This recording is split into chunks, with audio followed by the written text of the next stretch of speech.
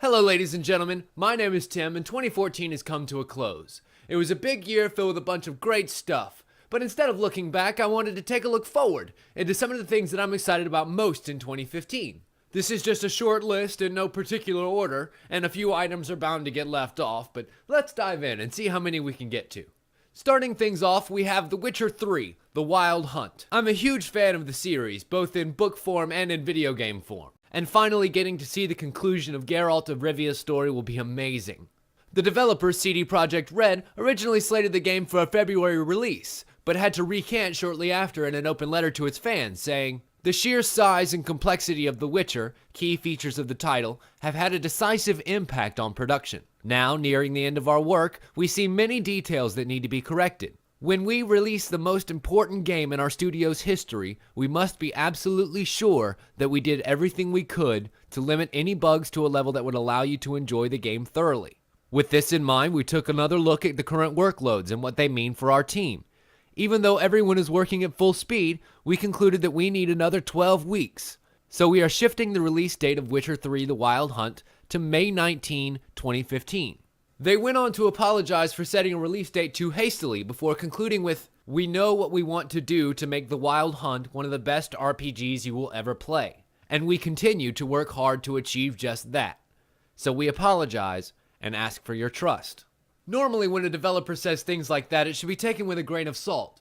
But if you combine the things that have been shown and the things that have been said about this game so far, a world at least 20% larger than that of Skyrim with engaging and strategic combat, choices that drive both the story and the world itself forward, it's kind of hard not to take them at their word. And speaking of things behind closed doors, the very tight-lipped Valve said that they won't be at the Consumer Electronics Show later on this month, but they will have a very large Steam machine presence at the Game Developers Conference in San Francisco on March 2nd. No real word on whether it will be Valve's own machines or some of the other third-party machines that we've been teased in the past that they'll be showing off, but it seems we may finally be getting a peek behind the curtain in the coming months. As someone who has recently weaned himself off of console gaming in favor of PC stuff, it would be really nice to have that middle step somewhere downstairs in the living room that I could still play with all of my friends without having to stream from my main rig upstairs. A sort of console patch, if you will. I took a more in-depth look at some of the features of the Steam machine when it was first announced, which you can take a look at right here. In more companies doing awesome things, Nintendo. Boy, I'll never forget 2014, the year of the return of Nintendo. I have never seen a system take all of the hate and vitriol that it's garnished since announcement to, well, like 6 or 8 months ago, and turn it into great game after great game after great game after great game. Bayonetta 2, New Super Mario Bros. U, Mario Kart 8, Smash Bros., Hyrule Warriors, just to name a few. But it's easy to just dismiss these first-party titles as Nintendo doing more of the same. And for the most part, you'd be right. But one thing that most of the Nintendo games that are coming out right now have in common is this constant theme of, we get it. Games are supposed to be fun and they got complicated, so let's turn things on their ear and make them fun again. And then you get Captain Toad's Treasure Tracker, and Super Mario 3D World, and Donkey Kong Country, and so on. This year looks to be even better, with details slowly but surely coming out about Yoshi's Woolly World, Kirby and the Rainbow Curse, a new Star Fox game, a 3D Zelda game that potentially won't be terrible.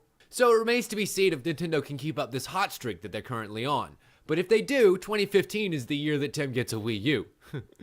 Which, if you remember that horrible console weaning comment from the last segment, you'll know is a very high compliment. Web TV has me excited too. Netflix has had a wild run of original programming, and 2015 is going to be even bigger from what the reports have said. Multiple Marvel series are in the works, as well as a Crouching Tiger, Hidden Dragon sequel, directed by legendary Hong Kong filmmaker Yuan Wu-ping, whose movie Drunken Master launched several careers, including one you may recognize. This, combined with Amazon's Fire systems, Yahoo's acquisition of Community for Season 6, HBO Go's no longer requiring you to have a cable service provider in order to use their services, the list goes on. And while you'll still be paying HBO and Hulu and Netflix their silver to use their services, customers will have more choice in the ones they get to use, which I'm always in favor of. And in this last segment, I'm just going to gush for a minute about a whole bunch of rumors and stuff that don't really have enough merit to stand on their own. Like that Overwatch trailer. What is it? It's so freaking cool. Oh my god, by the end of it, I was like, I want to be a hero. It looks like MOBA-style hero picking mixed with third-person shooting awesomeness. Team Fortress taken to its logical conclusion. There's no joke here. I'm just really psyched. The new King's Quest game looks absolutely amazing from the trailer. Here's hoping that works out okay. Who knows what the hell's going to be announced at the conventions this year. There are new Razer and Sony VR headsets to rival the Oculus Rift. Pirate Bay was raided over the holiday in their secret mountain base in Sweden. Gas is under $2 a gallon, and I'm making videos again. So yeah, I'd be interested to know what you're looking forward to this year, be it video games or current events or what have you. Let me know down in the comments and see how you match up to other people. Thank you so much for watching, everyone. Happy New Year. And as always, we'll see you next time.